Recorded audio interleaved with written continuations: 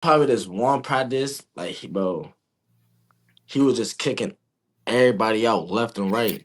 Like, we just sit, like, there's a group on the court. Like we sitting on the sideline. Like, he wants us to clap and everything. Like, my son, like, nobody was clapping. He pointed my son Jacob out. Yo, get out. You don't want to clap? Get out. Jojo, you don't want to be here either? Get out. Co-mate, get out. I said, nah. Yo, he was wild. Like, yo, he's just kicking everybody out. Welcome back to another episode, Not Even D2. I'm your host, KJ Allison, here with my guy, Neruda Perdomo. How you doing today, bro? Talk to me. Pretty good, man. Just, another Tuesday, done for the day with classes. It's pretty nice out today. I heard it's gonna snow later this week too, which I was like kind of tight about, but it's nice out today in Utica. Sun is out, so just gonna enjoy the day. What about you? How are you doing? Chilling, bro. I still got like two more classes till 5, bro. It's only 1 p.m. I'm sick right now, but definitely, like you said, ready to enjoy the weather a little bit. But I want to talk a little NBA. We've been locked in on like college so much. We haven't really got to talk NBA on air that much, but I haven't gotten to tell you, but I've been a Pistons fan this year, bro. I'm a big Cade Cunningham. I like Asar Thompson. So I'm not gonna lie, bro. I might be rooting for the Pistons against your Knicks. Talk to me about what you think of going into the series. Definitely gonna be a good series, but Knicks in 5 or 6, in my opinion. I think that the Knicks got experience. Just all those players in the starting lineup that have been, you know, far in the playoffs. I mean, OG winning a championship, obviously with the Raptors, and then Brunson, McCall, Cat. You know what I mean? So definitely, and Josh Hart as well. Can't forget about him. But the Pistons definitely play hard. They make the game, physical, rough. And Cade Cunningham is that. He kind of. I saw Pat Beverly, saying this other day that Cade reminds him of like a Luka, but that a little bit more athletic. I didn't like the take. You didn't see that? No, I saw. I didn't like the take. Why you said that? I mean, I feel like you can say that about a lot of people if they have the similar body type. Like, okay, they're both big guards, but what do they do similar to each other? I mean, I feel like Luka a lot more like one-on-one. I'm about to like just play slow, get to my spot. I don't think Cade is like he's more smooth, I'd say. And I also think that he's a little more, I don't even know how to describe it. It just like watching Luka get to isolate bigs and stuff like that. I feel like Cade doesn't really play like the similar basketball as Luka. I just think Pat Bev saying because their body types and because they both average 30, like they play alike. I didn't really see the similarities.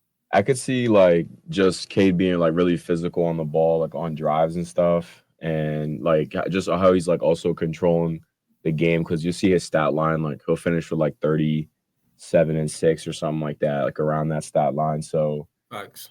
probably the similarities that way, and like you said, they're bigger guards and stuff like that. And Cade is also really patient, looking for mismatches and stuff like that.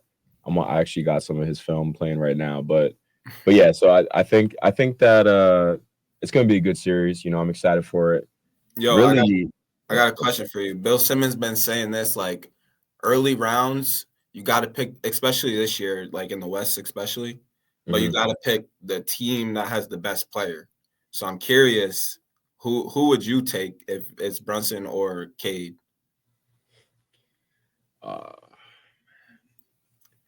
Like, who am I taking if what? Like, I'm starting a team today, or just like player versus player matchup in this series? No. Like, if you I were feel like starting, my answer might be different.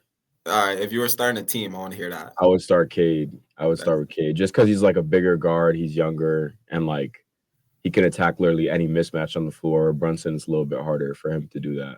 Yeah, I mean, but bro, Brunson in the playoffs is a different animal No, too. trust me. I know, but like I like that's what I'm saying. Like if I had to start a team today, I'd go Cade. But matchup wise, like Brunson's in that same category with Luka, as in they turn it up in the playoffs, and you know that they're going to deliver and like at least give you a chance to win.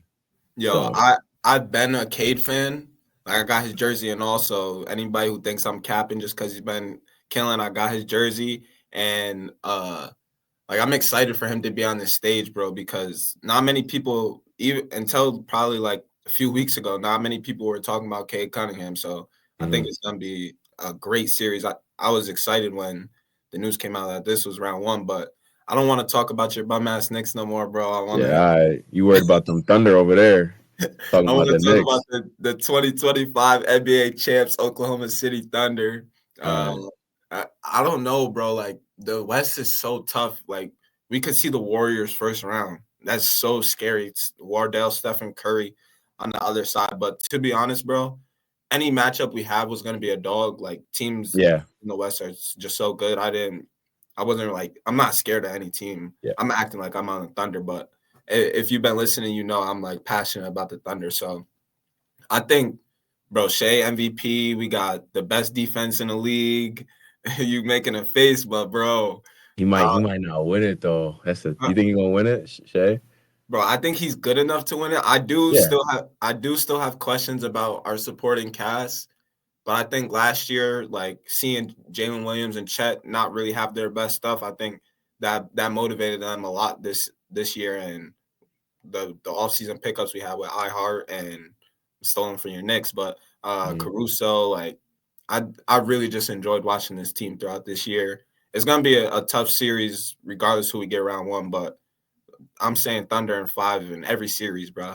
You think Shay's winning the MVP though? That's what I was asking. You think he's about to win it this year over Jokic? Oh, that. It's so tough, bro, because people gonna say voter fatigue, like Thunder bias because they're the 1 seed. But I really think that it's all criteria and what the voters are really valuing.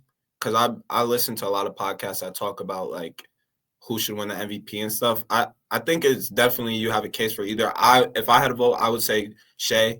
I think what he's doing on the offensive and defensive end kind of sets him over Joker.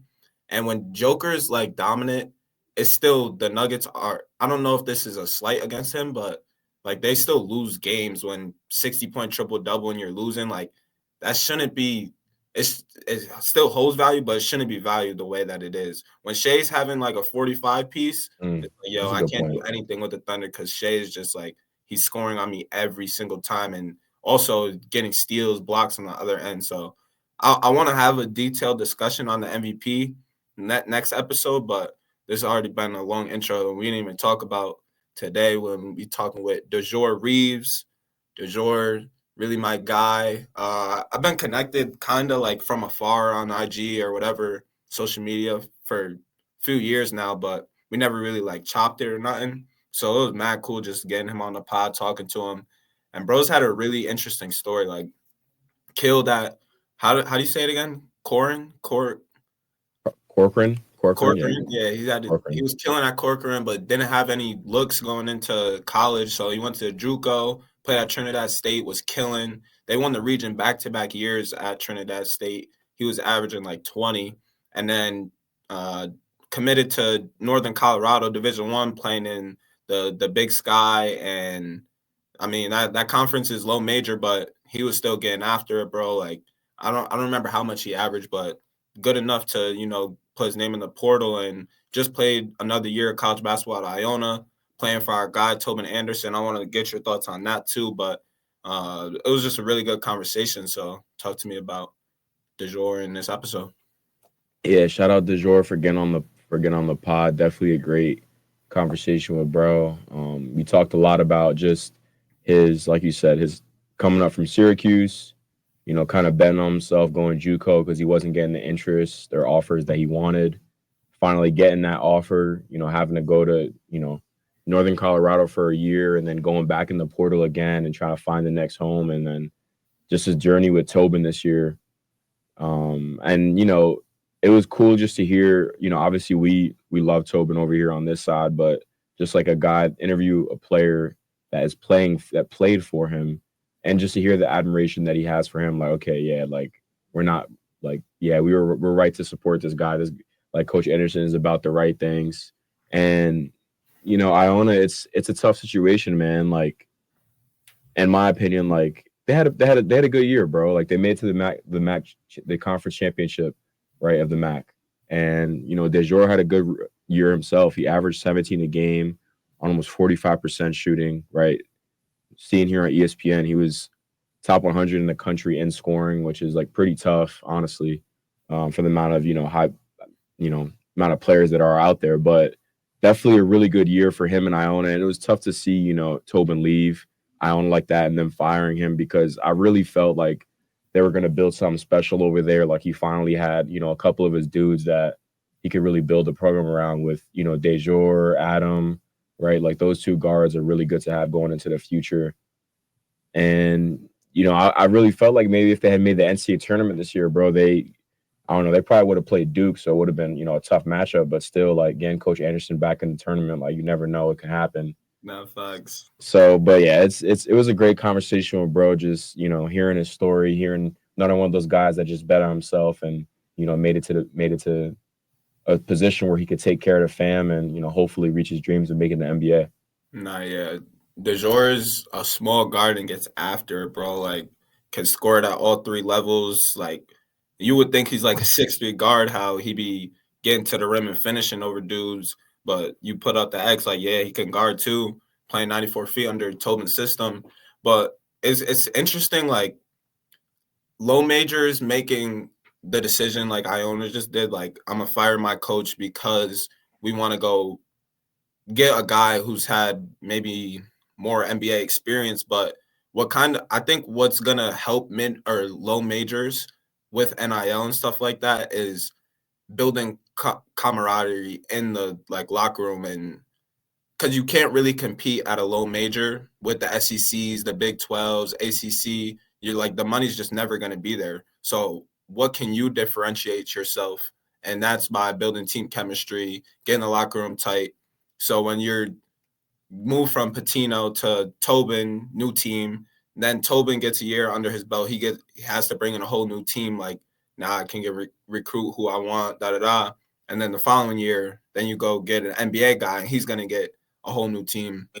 So it's like, when does Iona really think they're going to be able to compete at, like, a high level that they're known to kind of be competing at? Like, they're not just a MAAC powerhouse. Like, you know, Iona throughout the East region. So I don't think that low majors should really try to follow this NIL trend or transfer portal trend. What can make low majors good, in my opinion, is having, like, 4-year guys. Like, bro, if Adam stayed at Iona, he would probably be, like, in contention for MAAC Player of the Year. Yeah, like, he's just got that type of skill. So I think them losing players like him is going to keep Iona kind of just at this, like, okay, cool, you want to be average in the MAAC, but I don't think it's really going to set them apart. But it's just funny to me because it's like, maybe, like, it played. I feel like I seen a tweet online that they wanted someone that maybe the board at Iona supported, and they felt like could really take advantage of the NIL landscape, you know, with Iona's resources. And maybe they felt Tobin wasn't the person to do that. But my thing is, like, bro, he just brought in Iona's highest rated recruit in program history the year before he gets fired, bro.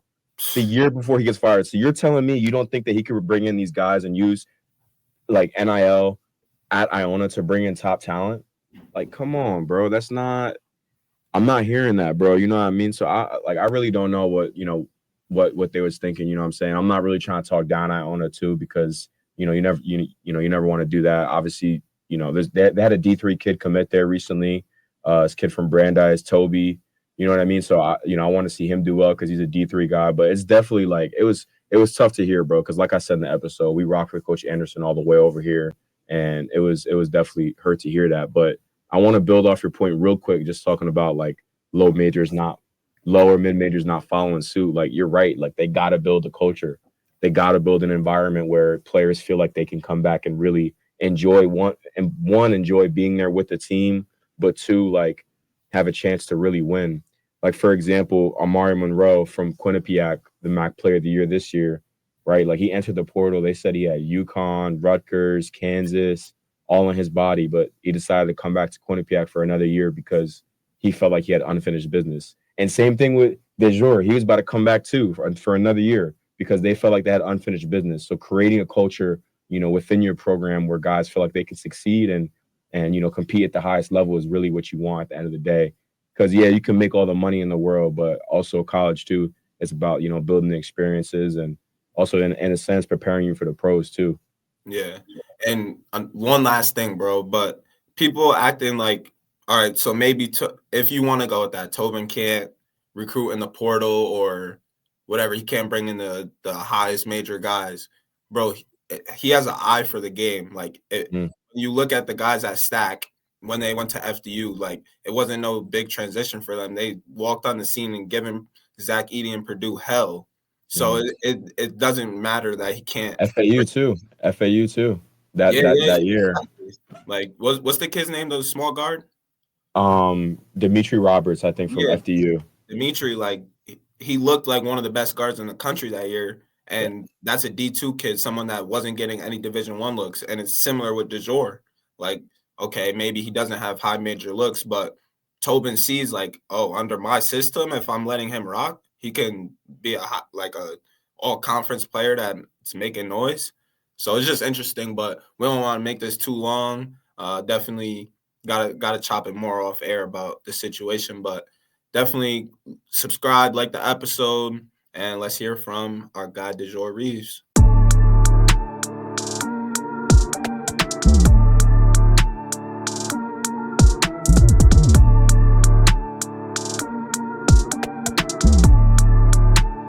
We are here with our guy Dejour. How you doing today, fam? Doing good, bro. And y'all?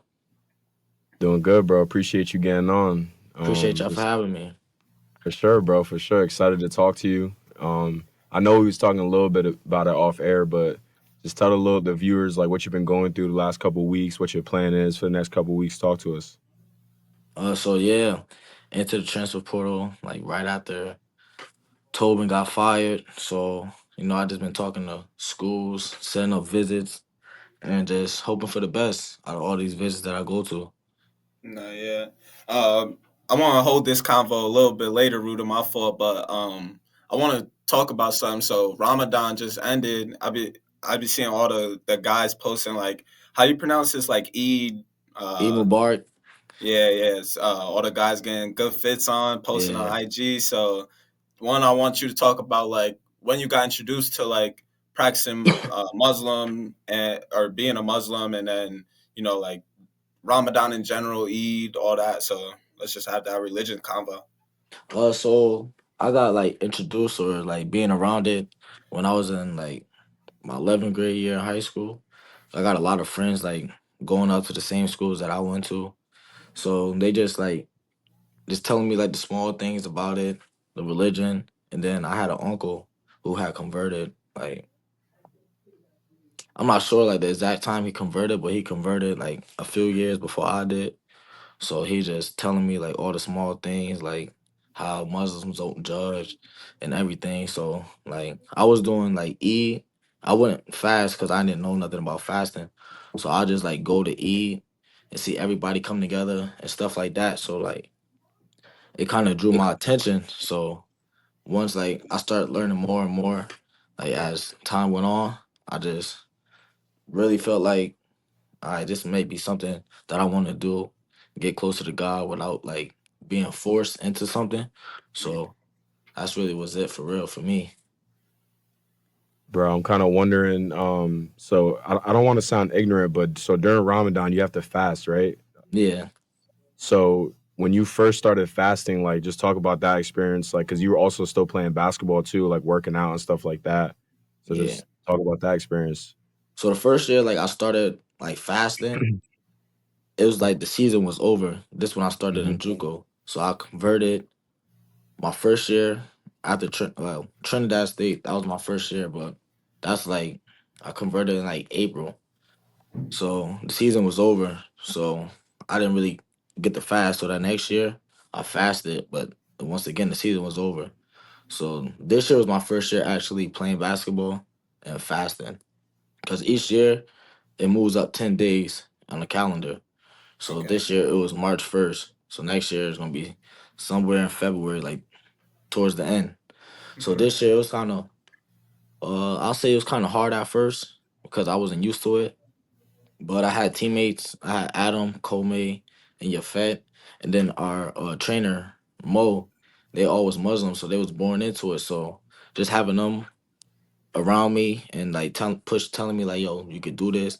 Like we got you. Anything you need, like we gonna make sure you get through it. And that's what happened. So like just having them around me, supporting me, it kind of made it easy for me. And Trinidad State, I had a teammate called named Bilal. He kind of helped me out too for sure. Word. Yeah, one thing I was wondering, I've read like Malcolm X autobiography, and that shit that has changed my life, bro. Like, cause he was Muslim before, and he talked a lot about it in his book. But I was just curious, like, do you have anyone or any specific thing you read or something regarding the Muslim faith that like really was your stamp in this field or not? Not something that I read. It's just like the people that I was around that kind of really like made me want to like change my life around. Just I'm just seeing how like God really changed their life from what they was doing in the past to now. So that's really like made me want to convert to Islam.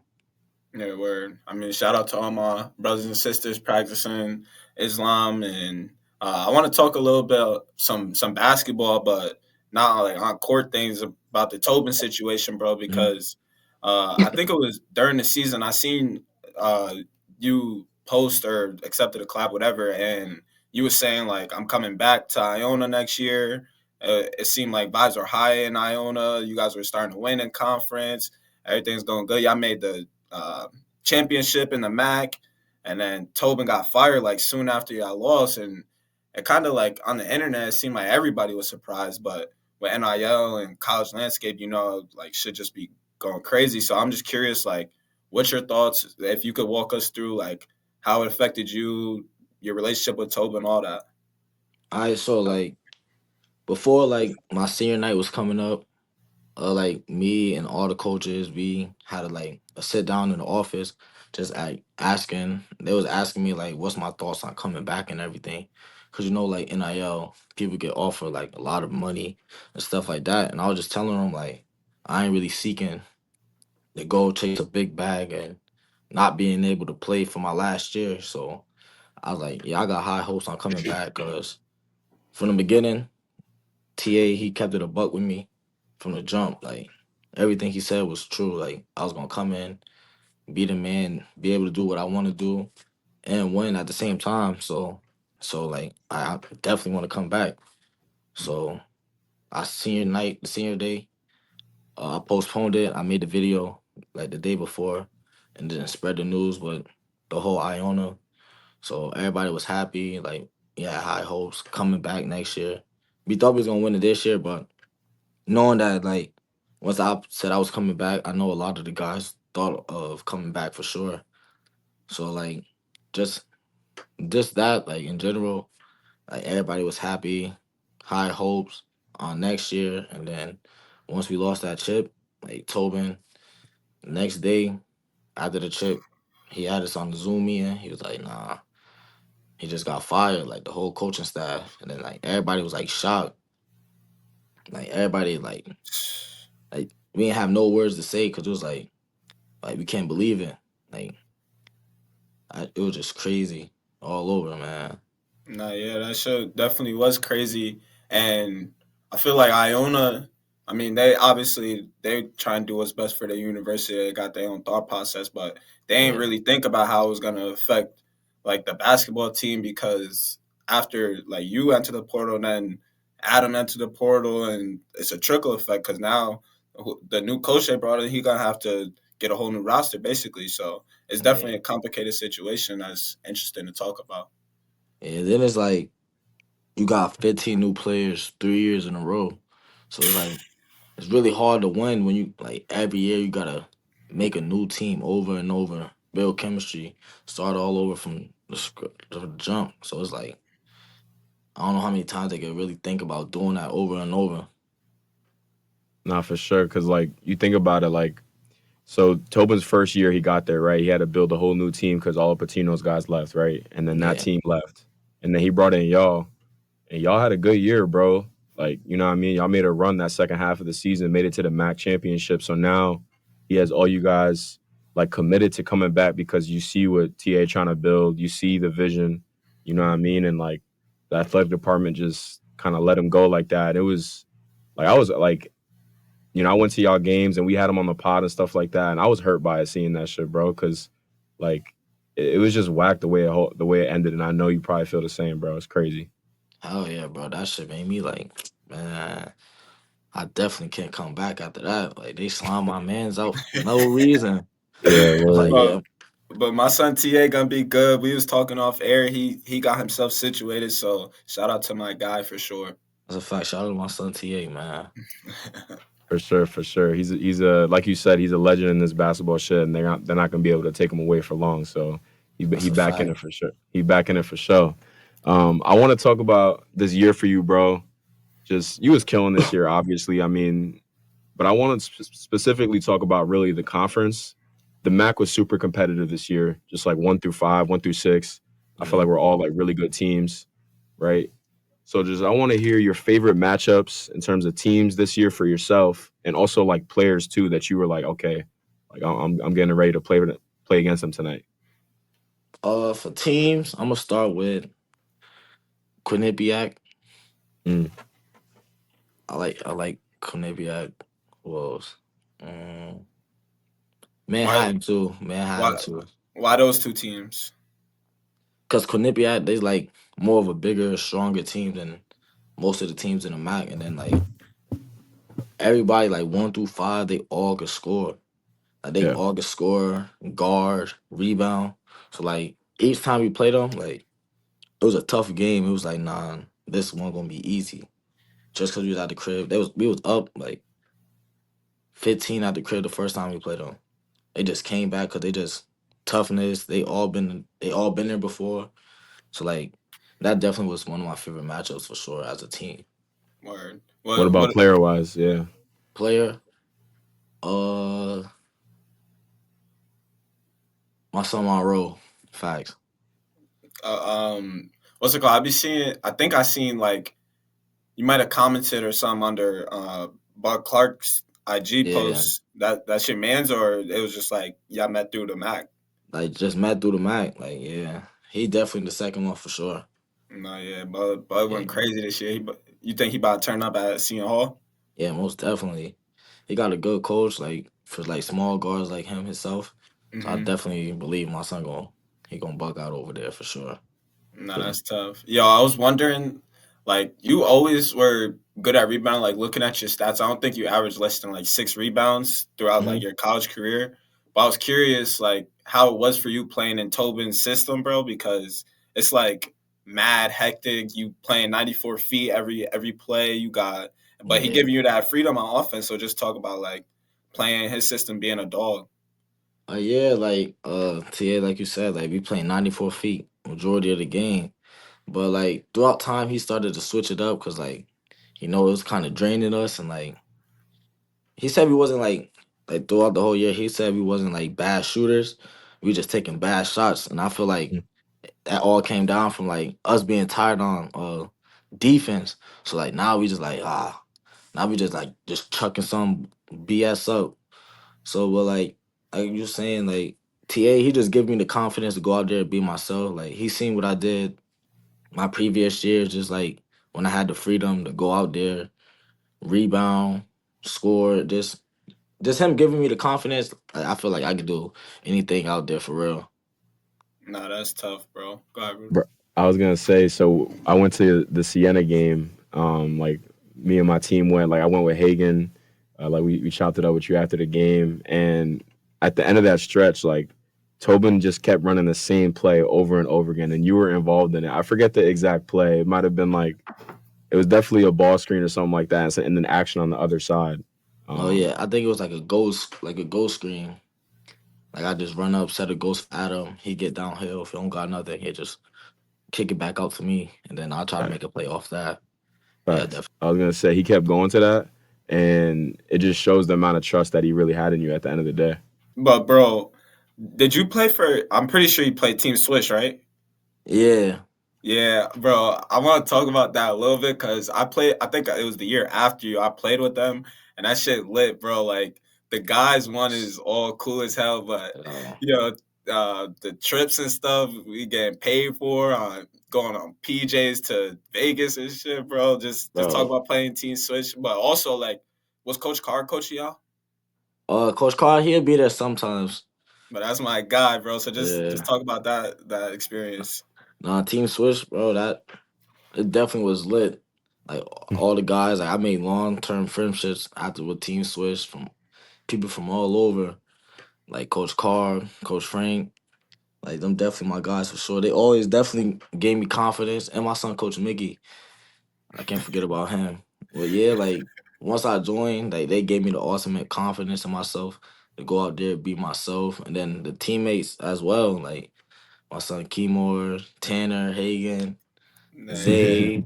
It was like all of them, man. They just gave me confidence, like yo, go be a killer like you are, and then that just man, it's so unreal, bro. And then like you said, PJs.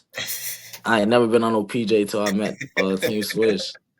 We been taking PJs to Virginia. Like I'm like, yo, nah, this is crazy. And then we go to Vegas. It's all on Coach Frank. nah, Like yeah, everything. Like he yo, buying he didn't everything go. for the film, He didn't, everything. I'm like, yo, nah. Yeah, he he, definitely the go for sure.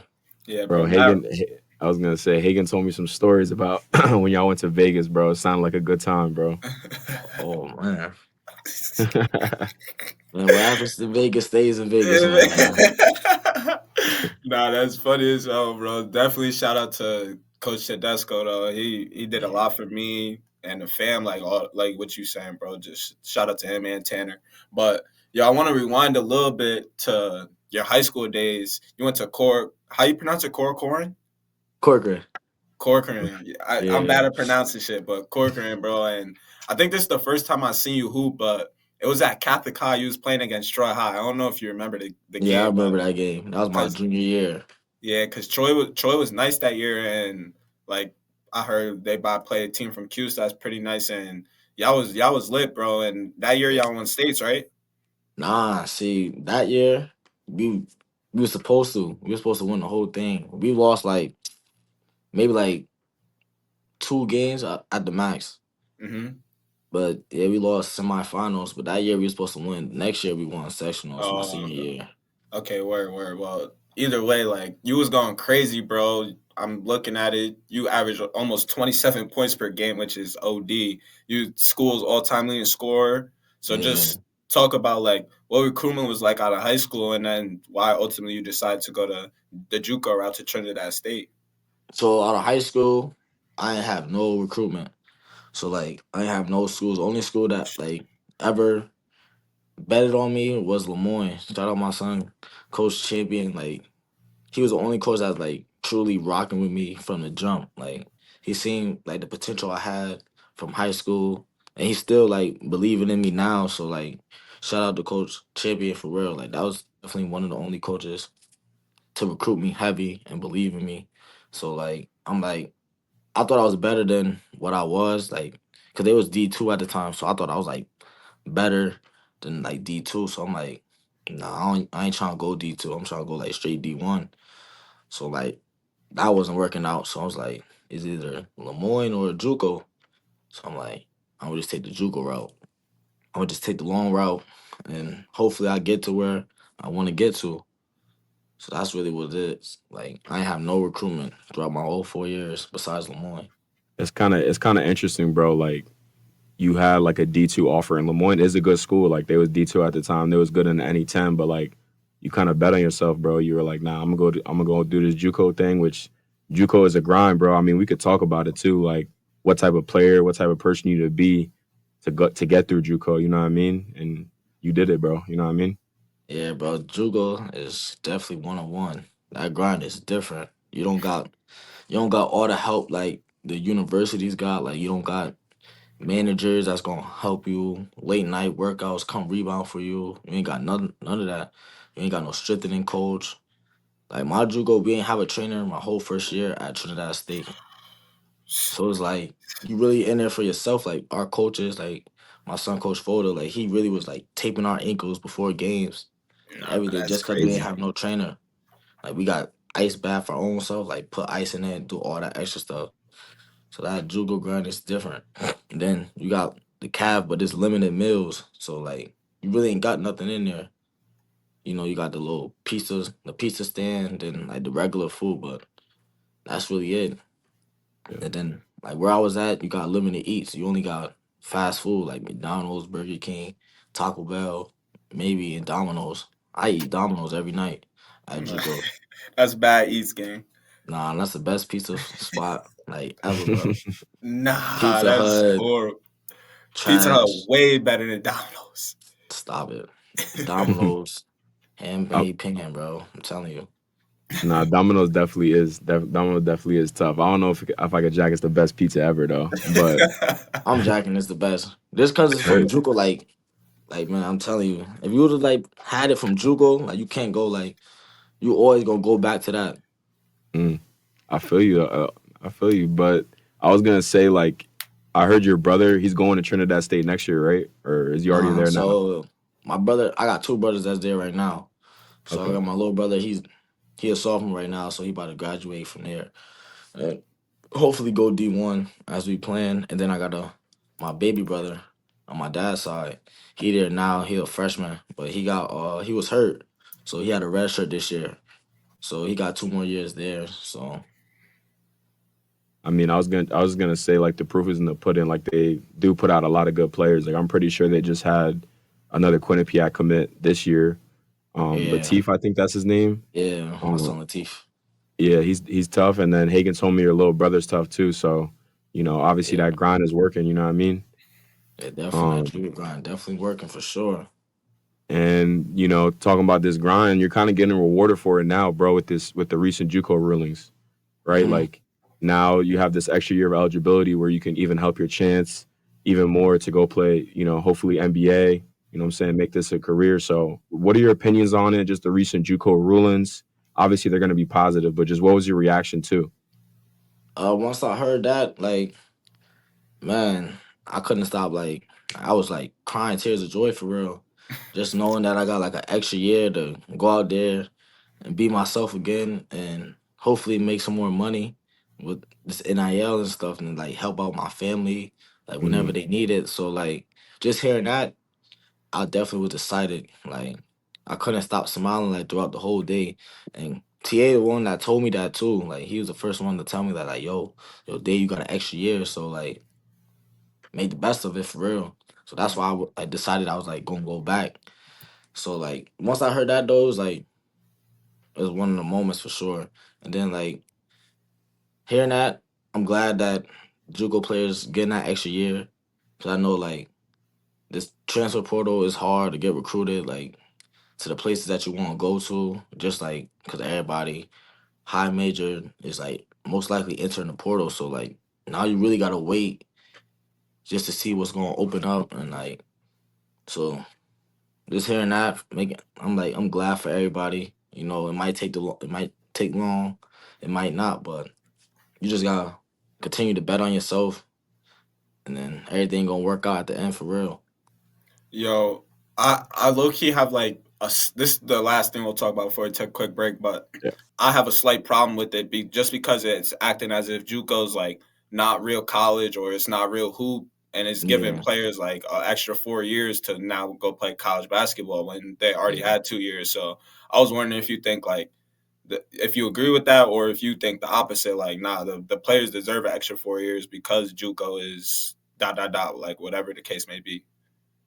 It's like a halfway mark. Like sometimes I do agree with it. Like some players do deserve it, and then some players don't. It just like really depends on like yeah. I want to say your age because like age really don't matter. But like I'll just say some people using it just to basically I don't really know. Like I know like they really use it just for people that's like injured a lot. Like Mhm. they try to use it for like medical red shirt year, and then I think that's what they really kind of using it for like majority like just people that's getting injured and stuff like that. That's how I kind of really look at it. That's what Word, they banning it on for real. word.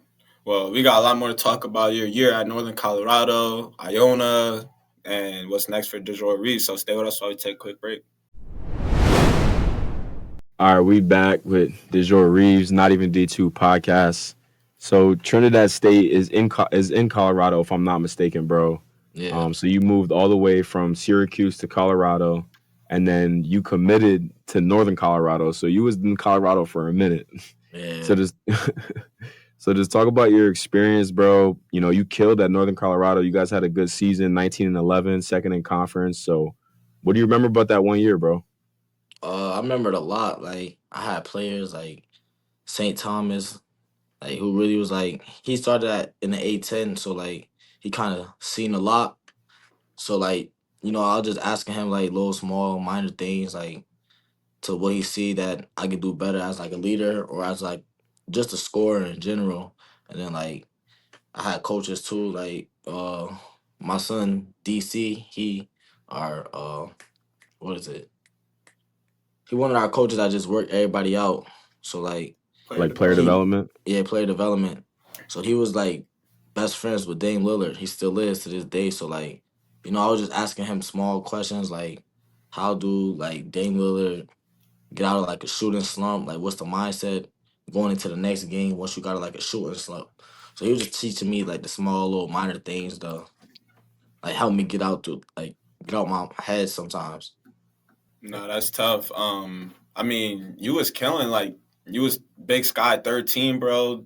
Sixth player of the year. So you was definitely bugging. Was there like a big difference you noticed from like JUCO to D1, or it was like similar basketball for you? I think like basketball always gonna be basketball for real. It's just how you approach it each and every day. So like the one thing that I say like different between JUCO and like Division 1 is like Division 1, like the centers and stuff, like they discipline. Like they ain't just gonna fly for every pump fake. Some know how to sit down, like just stay down, wall up every time. And then like that's how I really look. Like that's what I really think the difference is. And then like D1, they definitely call like a lot of petty fouls, like hand checks and all that. JUCO is straight Up and dog eat down. first dog world. Like they ain't Yeah. calling nothing, especially like a rival game. Or they letting y'all play. Like you get punched in your face, they don't care. They letting y'all rock out. So like that's why I feel like the difference is for real. Like Division 1 players definitely more disciplined and just like looking at everything for real. You feel like do you feel like the guard play is kind of similar though? Like at the JUCO level, like a lot of the guards could compete with any of the D1 guards. Oh yeah, definitely for sure. Most of the guards that's coming from D1, they already like they been JUCO for real. So like that's Yeah. why I feel like JUCO definitely one of them ones like we could compete with anybody, no matter what level you at. We definitely gonna like show you like how we built different from Mhm. everybody else.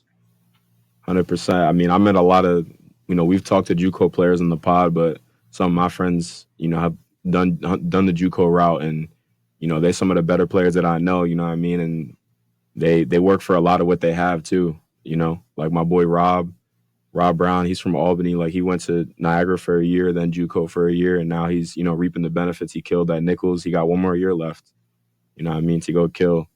And I'm just wondering, so after you finish your year at Colorado, you enter the portal again, and we kind of talked about it like earlier on in the episode, but you chose Iona. So what about Iona? Like, what was attracting you? Like, those early stages talking to Coach Anderson. Like, talk about that. What attracted me like before I went on my visit and stuff, like the assistant coach, my son Pat Wallace, the one that recruited me, like he was like calling me every day, just like making conversations with me, like outside of basketball. Like our conversation wasn't even about basketball for real. It was just like getting to know me, like what's my like what I like to do, like what's the most important things to me in life.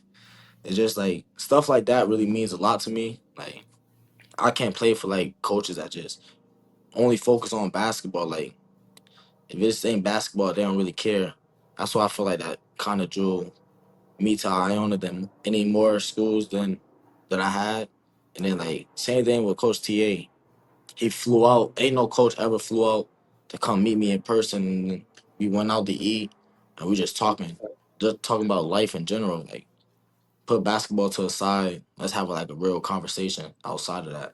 So I'm like, there's definitely a guy I could play for. Like I already knew I was gonna commit there just after the fact that like we barely had conversations about basketball when he Word. came out to Colorado to see me. Word.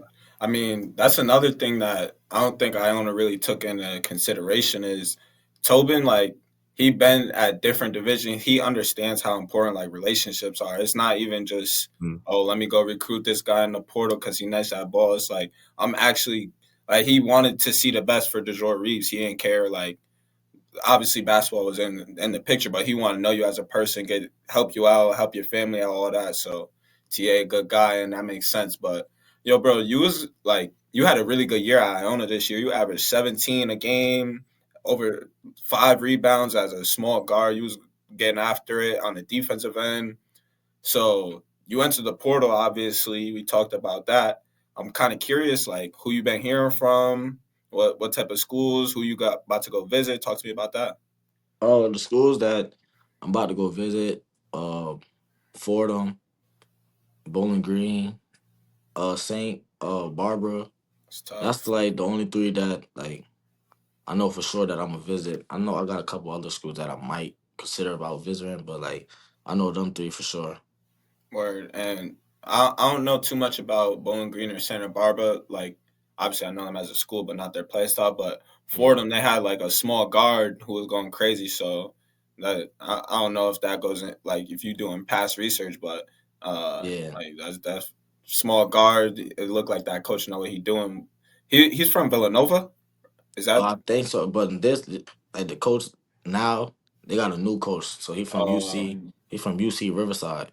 Okay. Word. So the UC at UC Riverside, they had the same like you said, small guards. That's what I really look at. Like schools that like had similar guards to me. Like Yeah. Mm, I'm not about to go to a school that has a 6'5" point guard. Like yeah. I'm nowhere near 6'5", so like that's how I look at it. Like this guard similar to me, same height, same kind of playing style. That's how I would look at it. Like in this recruitment process. Word. So this is my last question before we finish with a rapid fire and starting the 5 edition. But you feel me? You got one more year left of school, but your career might go on after that. So I'm kind of curious, like what the future looks like for Dejour Reeves. Uh, I really want to like my main goal is overseas for real, but like if I like achieve the goals that I set for myself this upcoming year, then I definitely try to put my name in that draft for sure. But like I know Heard my you. main focus is overseas for sure because I know I can make a lot of money over there. There's a lot of small guards that's similar to me that makes over six figures. So that's definitely the mindset for sure. Heard that, bro. I definitely love to hear that, bro. I'm not gonna lie, and we definitely wish you the best of your luck on your journey for sure. Appreciate that, bro. For sure. So we gonna end this. You know, we have rapid fire starting five usually. I don't know if you've seen it in the docs, but you know, so I run rapid fire. So I got three rapid fire questions for you, bro. Bet. First one, I need you to name the top three Syracuse Hoopers that you played against growing up. Played against growing up. JJ, Starling up. yeah, JJ Starlin, Jakir Sanchez, and my son Malik Zachary. Word. Where did Malik play at? Yeah. He was at Buffalo, but my son don't hoop no more. And just yeah, my son definitely was on at like my freshman year. Like this when he was a senior, he man he violated me. Definitely a lot of good hoopers coming out of Cuse, bro. I'm not gonna lie. So next rapid fire question. I see you got Godfather in the background, and I'm wondering if that's one of your favorite movies, and if you could name your top three favorite movies ever. Nah, I like just man. I wouldn't say that's my favorite movie, My favorite movie for sure is Juice. Like that's all time. That's the It's my one. all-time favorite movie. Some people say like, yo, I'm crazy for thinking that, but nah, that's definitely my favorite movie for sure. So I'm gonna say Juice number one. So like, can I like say all the Fridays is as one, right? Yeah, for sure. We'll Alright, I take yeah. bet. it. So I'm gonna say Juice number one, Above the Rim number two, and then the Friday collection That's for tough. third. That's a good lineup, bro. I'm not gonna lie. Yo, also he mentioned the poster that Malcolm X posted hard. That's Yeah, that's my favorite like public celebrity. I don't even know if that's weird to say. That's my favorite, but I fuck with Malcolm X heavy. yeah, OD. You gotta read that book if you haven't yet, bro. Yeah, like send me that link to that to where to get it from. All right, I got you. Definitely gonna tap in for sure. All right. And then last rapid fire question I got for you, bro. Your favorite TA story? TA story? If you got one. Hmm. Cause TA be bugging, bro. He was the practice was live. He be bugging on y'all, so I know you gotta have Yo, some. it's probably this one practice, like bro, he was just kicking everybody out left and right. Like we just sit like it's a group on the court. Like we sitting on the sideline. Like he wants us to clap and everything. Like my son, like nobody was clapping. He pointed my son Jacob out. Like, yo, get out. You don't want to clap, get out. Jojo, you don't want to be here either, get out. Co-mate, get out. I said nah. Yo, he was wild. Like yo, he's just kicking everybody out. I'm like, he be on one for sure. Yo, the video I seen, y'all threw an alley and practice. Y'all threw an alley and motherfuckers missed it, and he was like, No, we're not gonna beat Charleston with that. I mean, that's a losing fucking mentality. We're gonna throw a fucking lob pass on one pass and try to beat College of Charleston. Really? That's what we're gonna do? That's the idea? I'm like, bro. Yo, he really used to bug out. Like it was one practice, like we was doing good the whole day. But we had one bad segment of practice. He was like, okay, we're gonna come back 6 a.m. in the morning. We're gonna do 20 and 20s. Like niggas was like everybody was tight. He was like, nah, we ain't leaving. He just got up out of there. See y'all at 6. Yo, left. I said, yo, bro. Oh, I Nah, definitely wanted to quit so many times. Like, yo, bro, he's bugging, bro. I'm out of here. But nah, I love my son TA though. nah, shout out to that boy, man. But OD. we're gonna end this episode with a starting five edition. So if you're a coach assembling a lineup, point guard through center, who's your lineup gonna be? And this edition is gonna be the best teammates that you've played with. And Okay, just so tell I'm the me coach. like where you played them, where you played with them at. All right, so I'm the coach. Yeah. I bet. So I'm gonna start at the 5. My son Jai Smith. My son Jai. He my AAU teammate from like elementary school to middle school before he moved on and lived in North Carolina. And then 4-man, my son Saint from Northern Colorado. Okay. My son Saint. 3, I'm gonna say Jakir Sanchez at the 3. 2 guard JJ Starling, my son JJ. And then at the 1, probably my son Malik. Malik. Oh, Zachary. the one that you mentioned earlier. Yeah, probably my Nah, son that's Malik tough. for sure. That's tough. Yeah. Word. That'll probably be my star 5. That's a good lineup, bro. Definitely play with some good players. But that's gonna do it for another episode of Not Even D2. We appreciate you getting on the pod, bro. And like Ruda said, we hoping for the best in the future. Keep us in the loop on where you about to go, bro. Yes, sir. I appreciate y'all for having me, bro. OD. Thanks for tuning in to another episode of Not Even D2. Make sure you subscribe. Make sure you follow us on Instagram, Twitter. That's the best way to support the channel. And all episodes released on iHeartRadio, Pandora, Apple Podcasts, Spotify, wherever you listen to your podcasts. That's going to do it. And we'll see you next week on Thursday. Yo, bro, that was a fire episode. OD.